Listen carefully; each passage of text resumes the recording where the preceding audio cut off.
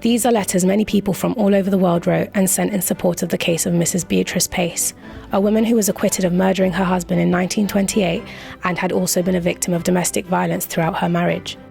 This raw exposure of domestic violence aims to respond positively to the letters by recognising the seriousness of the context and its ongoing contemporary relevance to women's lives today. This female police officer's uniform dates back to 1918. This is showcased today to capture a sense of how the role of women in the police force has changed over the past 100 years. The uniform represents an important development in the history of criminal justice in Britain and as a step towards greater equality within the police force. Displayed here is force-feeding equipment used on women dating back to 1910.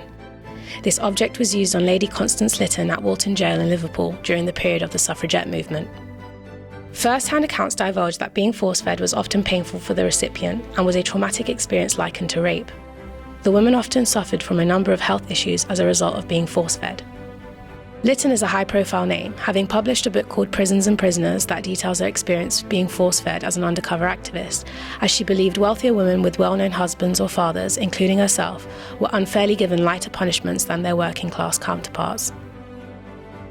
This series of letters written by Charlotte Bryant, which also include a portfolio of newspaper headlines that detail the progress of the murder investigation, document her trial as well as her execution for the murder of her husband. Charlotte's story is particularly interesting to investigate as questions arise as to how a seemingly loving mother and professed innocent could be accused and later executed for cold-blooded murder. The object displayed directly links to the Alice Burnham case, a woman who was murdered by her husband in 1913.